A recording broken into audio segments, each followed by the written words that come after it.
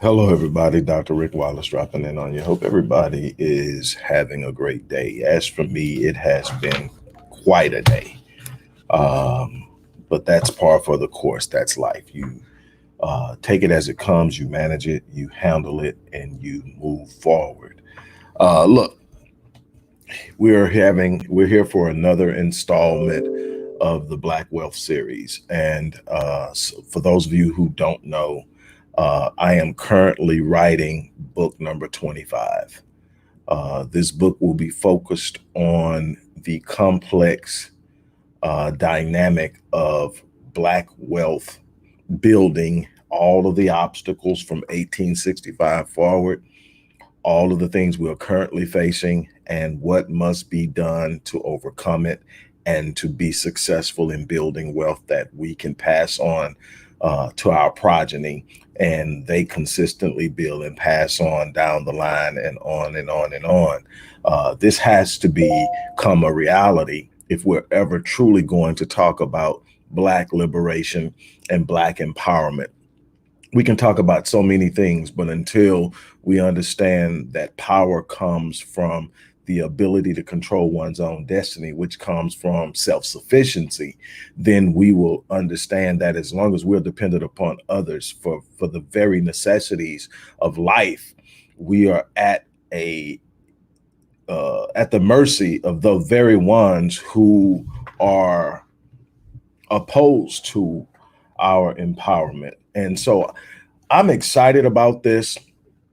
Number one is 25 books. No matter how you stack it, measure it, count it, that is by any standard something worth celebrating. So I'm excited about that. I'm excited about the fact that my books are non-fictional. Not that I have anything against fiction. As a matter of fact, I'm meeting with an author on Friday who is a fiction writer, but focuses on the unique experiences within the Black community, about maybe coming on to my publishing company, or at least assisting them in what they're doing. But what I've written about is about substance. It's about how you are going to be able to change your condition in so many different areas in order to really truly achieve what it is you desire to achieve on a personal, on a family, community, and racial level as a collective. And I'm excited about that. Before we get off into this series is going to be this series is a reflection of what the outline of the book is laying out. So I'm literally taking you through the outline of what I'm writing. Actually, before I write it, I'm writing it, but I'm actually covering the outline, and I'm telling you what you're going to see in this book. And it's going to go from what you've seen already. We talk about Black codes, we talk about Jim Crow segregation, miseducation, and so many other things that we've talked about already. Today, we're going to talk about the criminal justice system. For those of you who don't know, I am, for this particular project, offering a sponsorship program that I'm excited about. The sponsorship program is real simple. You can sponsor space in the book for any amount whatsoever. There's no minimum amount. If you sponsor 50 cents, you're still going to get your name in the book, and you're going to get to pay tribute to, memorialize, or acknowledge anybody you want in this book. Obviously, this is a book about Black wealth, so we're talking about acknowledging those who have inspired us. But you can, someone sponsors for $1. Your name is going in the book. You're going to be able to put your name in the book and write your sentence, your paragraph, or whatever.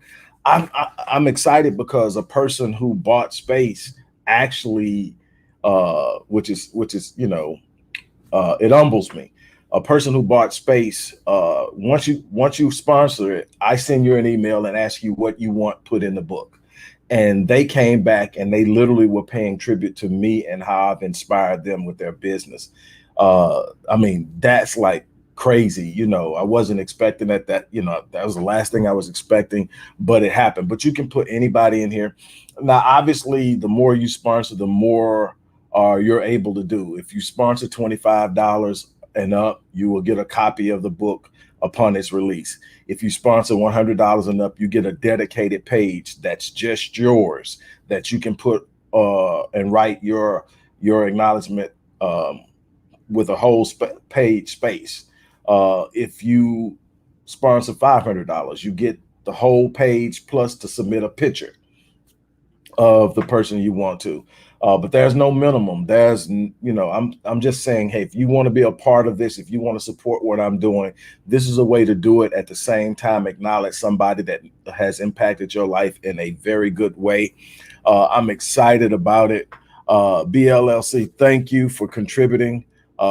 And for those who move forward, I thank you in advance. Now, let's move on and talk about the criminal justice system. Again, like so many other things we've already discussed, the criminal justice system is definitely one way that Black wealth has been interrupted.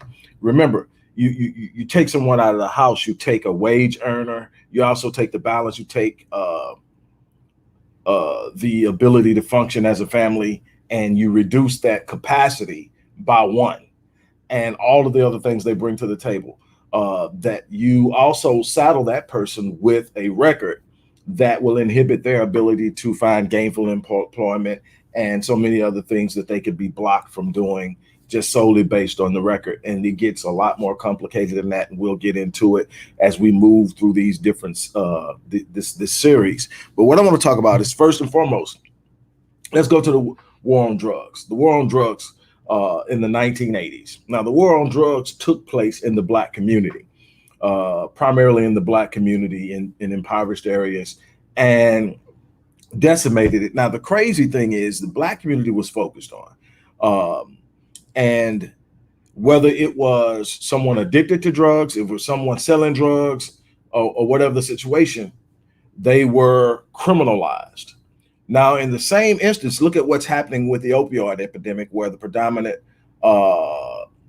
group or race that is being impacted as far as addiction is concerned, it's now an illness. It's now something that needs to be treated, not something that needs to be prosecuted. That wasn't the case in the 80s and the 90s when crack was sweeping through. Not to mention the fact that the crack found its way into the Black community because the CIA and the federal government was trying to fund a war that they weren't supposed to be funding because Congress had denied funding for it. So they decided to literally sell drugs to fund the war. And that was pumped into Black communities. And then Blacks were ultimately prosecuted, criminalized, and ostracized because of it. So we look at it and we say, okay, look at it. It decimated Black communities.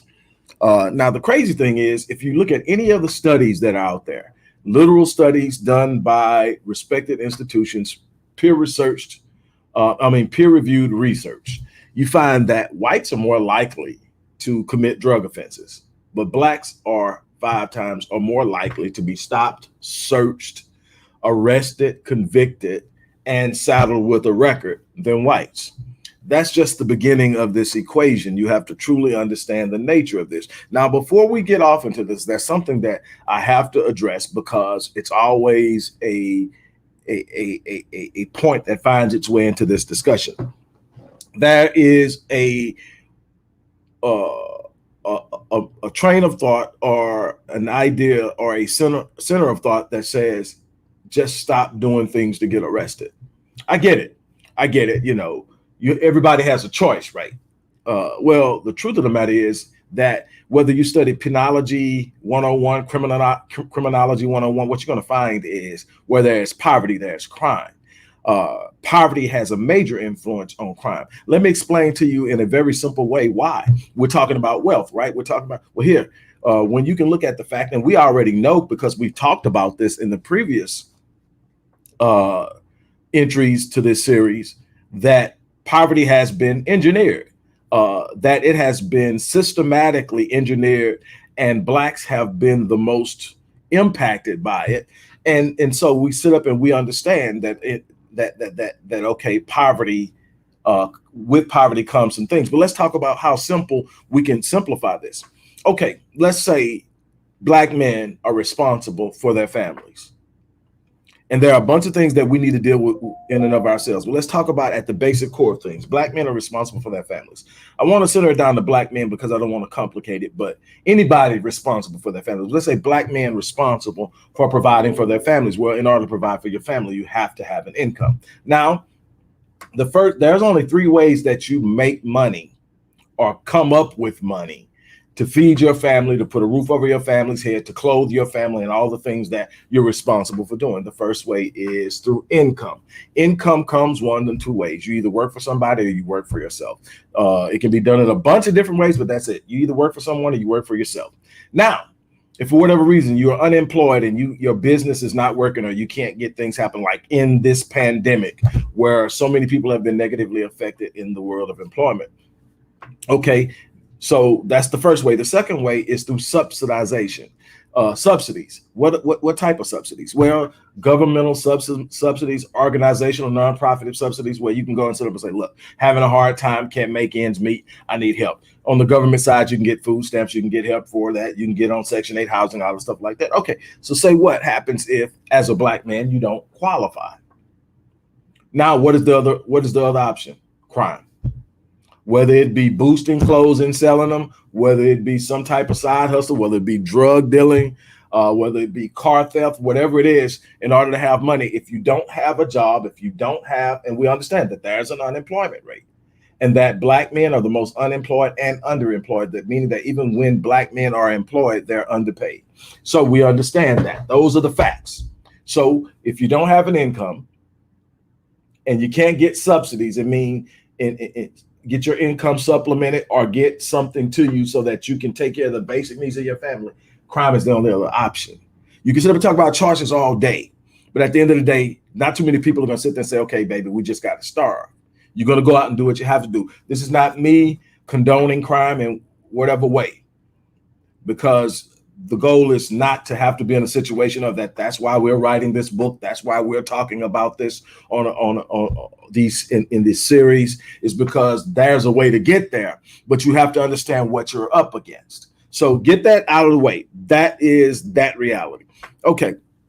So then you talk about the studies about whites actually being more guilty of drug offenses than blacks. This is a study. White men are more likely to have drugs on them than black men, but white men aren't being stalked, stopped, frisked, searched, and arrested, many times convicted of things they have to. But it's not just in the fact that black men are being arrested, it's in the rate and how in the process of discrimination, there's a systematic discrimination. And I want to talk about this. The first thing I want to talk about, that we already talked about the fact that blacks are more likely to be stopped, searched, arrested, convicted, but also sentenced more harshly than whites who create the same offenses. So under the same identical circumstances, a white person is more likely to get less of a sentence than a black person. It is nearly 80% of federal prisoners and 60% of state prisoners are either black or Latino. Now, this would suggest that blacks and Latinos are committing nearly 70% of all crime. And in federal prison, 80% of all crime, and in state prison, 60% of all crime. But that's not the only studies. Look, prosecutors are twice as likely to pursue mandatory sentencing against blacks. 69% of people who are now serving time based on mandatory sentencing are either black or Latino. That's almost 70%. Okay, again, now all of this goes to the point that that's negatively impacting the ability to build wealth in the black community. You got to understand that I talked about this probably about 5 or 6 years ago, 1.5 plus million men missing in the black community. The vast majority of those men are incarcerated. There are some who are struggling for mental health issues. Others are struggling with addiction, and the vast majority, though, incarcerated. Again, I'm not taking away the responsibility, accountability, and culpability of making a decision regardless of the circumstances. What I'm talking about is you have to understand the facts and how the deck is stacked against you. We can't sit up and presume that everything's on equal footing, because when you presume everything is on equal footing, you begin to look at things and say, man, we must be stupid. If everything's on equal footing, we must be stupid. We must be lazy. We must be criminal minded. We must be animalistic by nature, because look at all the crazy things we're doing to ourselves and to one another.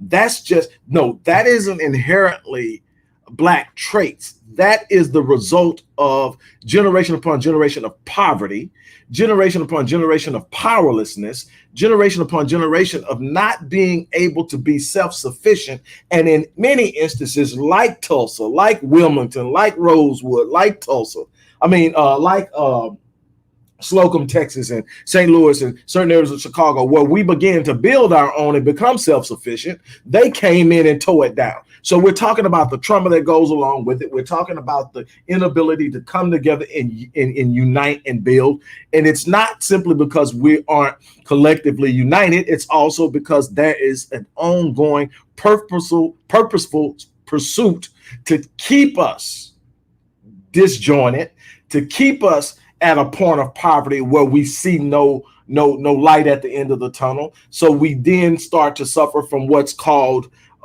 learned helplessness, and we get frustrated with our efforts, and we decide that poverty is our lot in life, that the only way we're going to get around and do anything in life is through a hustle. And so it's all about the come up, and we lose sight of building. We lose sight of the importance of literally creating infrastructure within our community so that we can serve ourselves. We're looking for them to do it for us, or we're looking for a hustle around it. And that is the problem. And we haven't even gotten to the last part. Okay, it says prosecutors are twice as likely to pursue mandatory sentencing against Blacks. Then here's the three strikes law. When California implemented the three strikes law, 2 years later, the imprisonment rate for Blacks grew to 13 times that of whites. Now, what's interesting in all of this is the fact that prosecutors have a great deal of leeway and discretion on when they can apply, when they can categorize something as a misdemeanor or a felony. See, now the three strikes is about felonies. So when you get your third felony, you could end up with life. And the crazy thing is that 80% of those who are on their or serving time on their third strike, their second and their third strikes were nonviolent crimes. So you got people, nonviolent offenders, serving life sentences. And again, the argument is going to be we should have stayed out of trouble. Well, again, we go back to the fact that there's only a certain amount of ways that you can make a living. You also have to go back to the fact and understand that in these communities, they are not being protected and served. They're being policed. When you're being policed, you're more likely to have encounters with law enforcement on a negative side, and meaning that a lot of people are being arrested for things they shouldn't be arrested for. A lot of people don't have the money to fight it. And there are a bunch of people locked up because they were frightened. They were held, not being able to be released. You've been held 6, 7, 8, 9 months on a charge. And now they're telling you if you don't sign for the 4 years or you don't sign for the 2 years, you could end up with 10 or 15. And you've already been there. It doesn't look like any help is coming from you. Family doesn't really have the money. It's hard to maintain. And you're looking for the fastest way home. What do? You sign for something you did not do. It happens all the time. And then what about the people who did it? People make mistakes. White people make mistakes all the time. Hell, let's go back. Let's talk about something. About 3-4 years ago, if I'm not mistaken, could be off on the exact amount of years, but 3 or 4 years ago, there was a white kid, college kid, who was found by a group of people raping a girl, who was drunk and unconscious on the side of a dumpster. Went before a judge. Judge says, even though he was found guilty, going to prison would destroy his career. Going to prison would devastate him, and therefore sentence him to 90 days in jail, out of which he only served 30.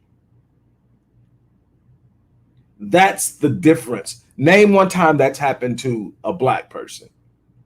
Simultaneously, it was actually happening with a black person who ended up with 25 years. And again, this isn't me saying a black person who raped somebody should get 3 years or 90 days. No, I'm saying the white person should get to 25 too. I'm definitely not saying we're going to violate women. That's not what we're about either. That's in the code of conduct on the site. We're not doing that. But what I'm saying is, if they're able to do things like that and get away with it, that means they're able to cut corners and not be held accountable. Whereas when we cut corners, we get the hammer dropped. Okay, so then you can't say we're on an equal platform. And again, you have to understand wealth in the way of relation. See, most people are thinking, man, if I get $1 million, well, if you get $1 million, but the people who are moving against you have 100 million, you still have no power. You can go out and buy some stuff, but that's not what we're looking for. We're looking for sufficiency and power. We're looking for the ability. We're looking for autonomy. We're looking for self-autonomy. We're looking for power. We're looking for the way to leverage our presence and make our presence felt. That means you've got to build at a level in which you can be felt. That's one of the things we're dealing with. Yeah, Brock Turner. That's exactly the white boy's name was Brock Turner.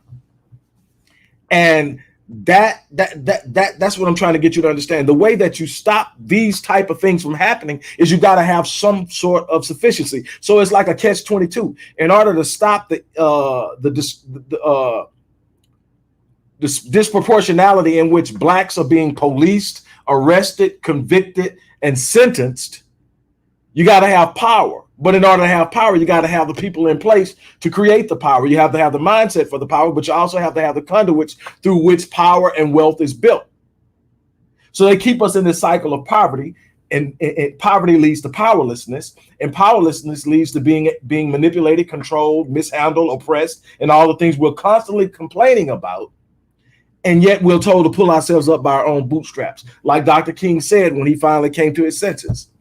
It seems disingenuous to ask a man to pull himself up by his own bootstraps when he does not have boots. And so here's the thing. My book is about getting boots. My book is about having the ability, despite all of the things we're talking about up until this point. And believe me, we're going to get to the part where we start building. But I have to point out to you, like the black codes, like convict leasing, like Jim Crow segregation, like redlining, all of these things that I've already pointed out to you is things that, okay, those are the things that have worked against us from day one. Everybody likes to talk about, man, it's been 156 years since slavery. Stop whining, stop complaining, and make something. Well, it's been 156 years since the emancipation or the quasi-emancipation of blacks in the South.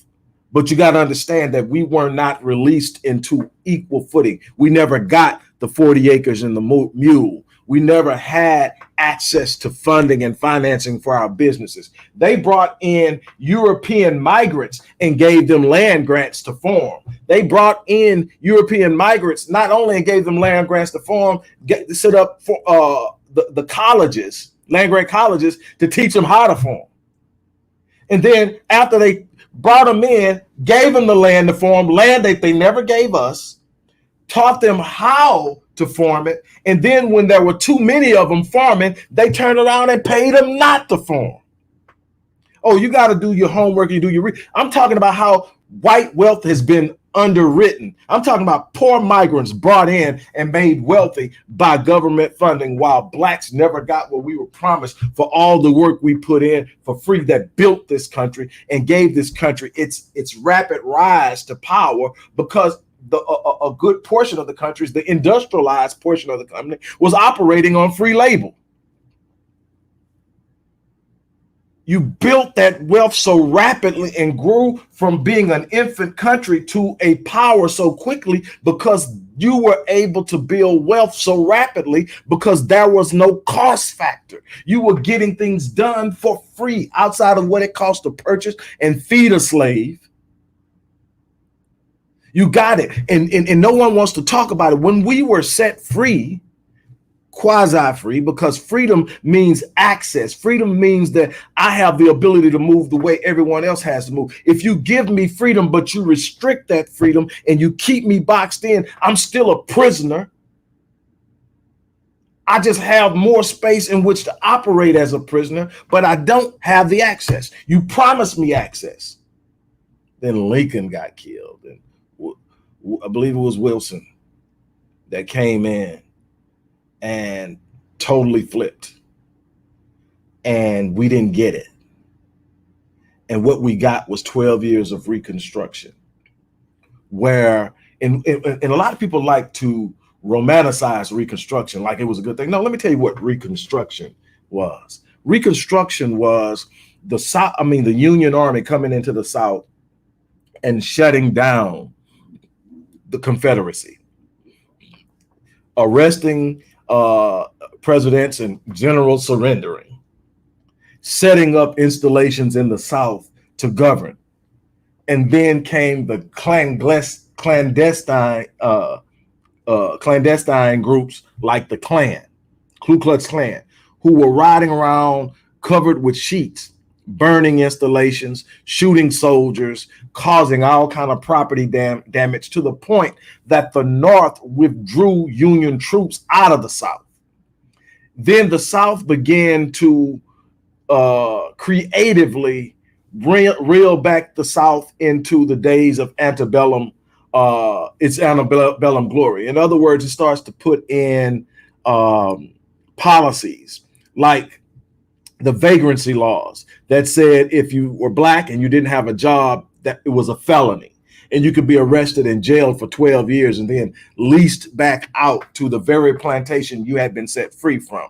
About the Black codes that said you were not allowed to buy and own property. Can't own property, can't build wealth. All of those things that happened came out of the way those 12 years, those from 1865 to 1877, was the South putting in policies and codes that kept Blacks from ever building anything. Another Black code, and we talked about this. If you go back and look at the video on Black codes, I talk about it all. But another thing that happened in the Black codes was Blacks were blocked out of being able to get jobs in certain industries. You want to know why? Because they did the job. They had the skill sets. For years, it was Blacks doing X, Y, Z, and all of that. Blacks were doing it for free. But now that Blacks were free and wanted to be paid, and there was work to be done, they were going to give it to whites. They wanted to give it to Blacks. So they outlawed Blacks from even having those jobs. Guess what else that did when you outlawed them from having jobs in the areas in which they had expertise? It almost guaranteed that they would be what? Unemployed, which guaranteed what? That they would be considered vagrants. That guaranteed what? That they would eventually be in prison.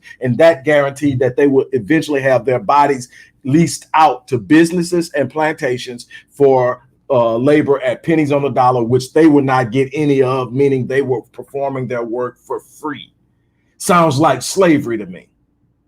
Then we move off into Jim Crow segregation, where again, Blacks were held out and blocked, leading into redlining, benign neglect, urban renewal on down to what we have now with mass incarceration and gentrification. All of it set up to consistently drain out resources from the Black community, put them into white interests, and then pump back into and manipulate, divide, and conquer Blacks. We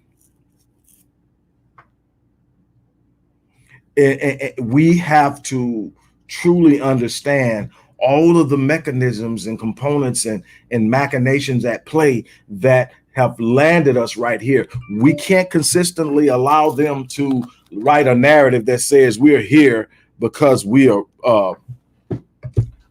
lazy. We're here because we are financially stupid.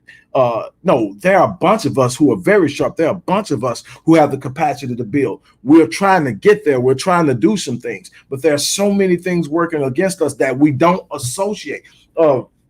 Whether you are actually going to use your degree or not, having a college degree has associated with it the increased capacity for wealth, whether you're working in the degree or not. A lot of people don't understand it. While we're going to college to earn degrees and get degrees that we may or may not be able to actually create long-term career and financial success with, they're going to make connections. They're going to build networks. They're going there for the prestige of attending a certain university and what comes with it. They're going to be the ones who have people in place to make phone calls. They don't have to have the skill set. That's why a white man who only has a high school education will out earn a black man with a 4-year degree, because he will already be set up for success.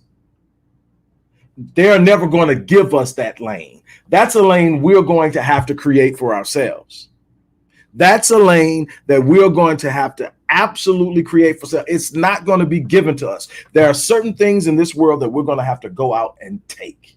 There are certain things in this world that we're going to have to establish within ourselves that we will not be denied of. There are certain things we're going to have to sit down and realize that we're going to have to truly become disciplined in how we behave with money.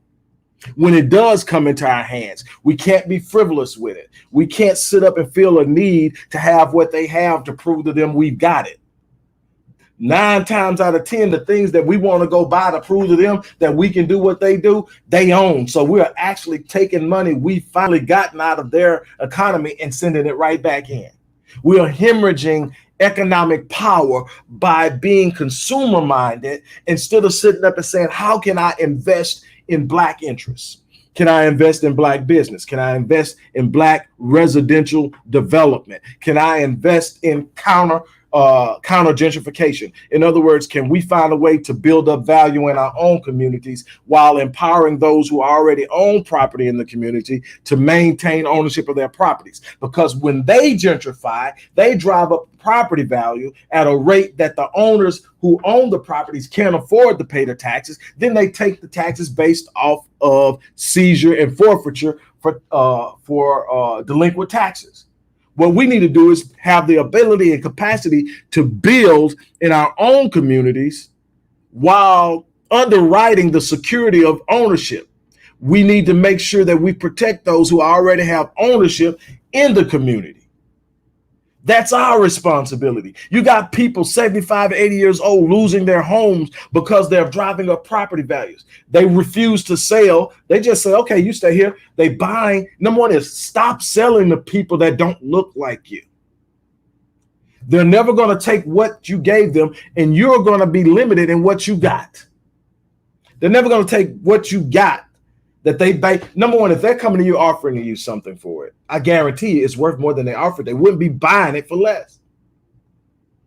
You have to understand, sometimes it's not what you see in the cash, it's what you hold in the value. The hard asset is always the greater asset. Understand that. They love to give you liquid assets for hard assets. Why? Because we have a tendency to spend our liquid assets on things that they own.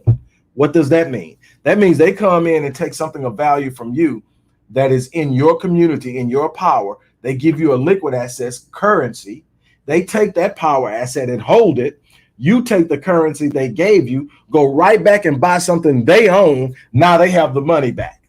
That's why they have no problem paying athletes and entertainers the money they pay, because the vast majority of that money finds the way back in the white economy. We finance our own demise at great lengths. This is what I want us to understand. This is so important to understand.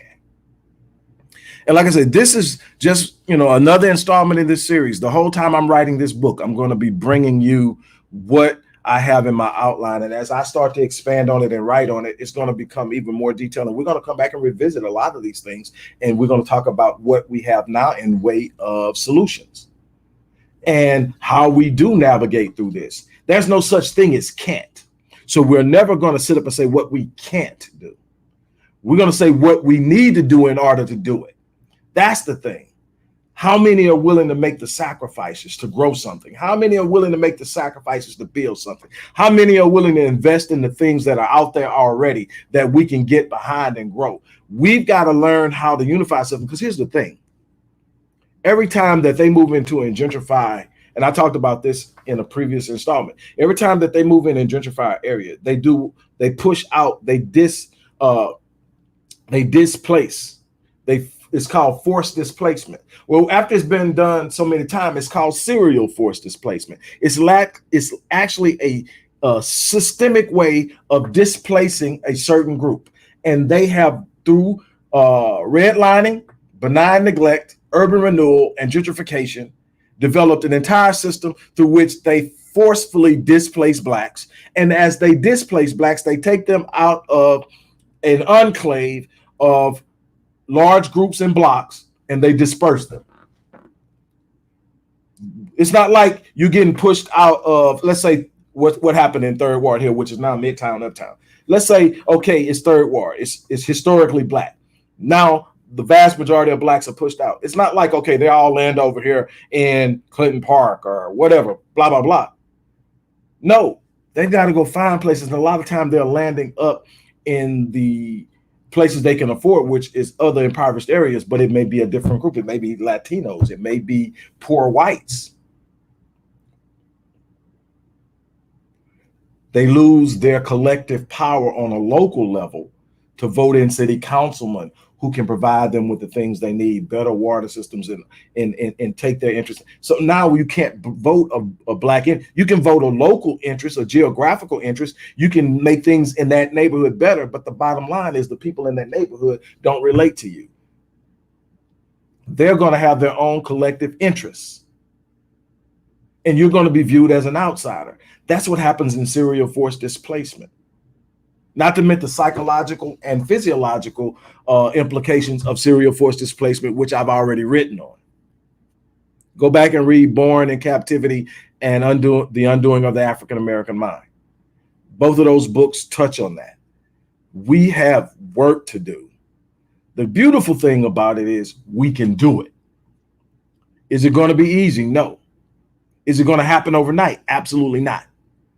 But we have a responsibility to look long term and take actions that will manifest over time. I've said this, and then I'll be done today. I said this, I can't even tell you how many times. What it's going to take to actually empower our people are men who are willing to plant seeds that they will not live long enough to see come to fruition. Let me explain what I mean by that. Because we have lacked power and influence in any great level over the course of our experience here on this continent and in this space that they call a nation, because we haven't, anytime that we get a little something, we hold on to it, we squeeze it, we fight for any acknowledgement, any pat on the back, any glory that we can get our hands on. So what a lot of people do is they take the Band-Aid and put it on the bullet wound just to say they did something to stop the bleeding. So everybody's looking for a pat on the back. So they're not looking for real solutions. They're looking for Band-Aids. They're looking for quick fixes. You cannot quick fix 400 years of screwed up crap. You're going to have to systematically unwind it and counter engineer it to fit your needs. You're going to have people who are willing to work together, people who are willing to stand behind one another. You're going to have it. And you're going to have people that's going to say, you know what, I'm going to do this. I'm going to start right now with teaching kids this. I'm going to start right now with helping socialize young black males. Now, the thing is, by the time those things start to actually take hold 25, 30 years from now, you might not even be here. But you got to be okay with your legacy speaking for you. Do you hear what I'm saying? You got to be okay with your legacy speaking of you. Because it's going to take some time for this thing to play out. But if we don't start now, we're going to be in trouble. There's no magic potion. There's no magic. You are not going to snap your fingers and everything be okay. It's going to take a process. And that's what this book is about. So I'm going to get ready to get off. But like I said, if you haven't gotten your sponsorship, your particular space in the book where you can memorialize somebody, go in and click the link and find out how you can actually sponsor the project while also being able to memorialize somebody you want to. You can, for as little as $1 or even less. There's no amount minimum I'm putting on it. If you want to sponsor somebody, click the link, go put the amount in you want to sponsor, and your name is going in the book, and you're going to be able to write out who you want to memorialize. Now, obviously, if you sponsor 25 or more, you get a copy of the book upon release. If you sponsor 100 or more, you get your name in the book, and you get a dedicated page to write out your memorialization or your acknowledgement. You can memorialize anybody you want to, living or dead. It's up to you. If you do 500 or more, you get a whole page to yourself, and you get to submit a picture of the person you're memorializing. And this is going to be published in the book permanently. So even when new revisions come out, these memorializations will still be in that book. So as long as the book is in print, this will be there, and whatever's been printed and already released will obviously be there. You can have one as a memorial copy. You can get it and give it to the person that you memorialize, whatever you want to do. But this is a way that it shows support for what I'm doing, helps me, but it also gives you something that you can put your stamp on. So definitely go click the link and make it happen.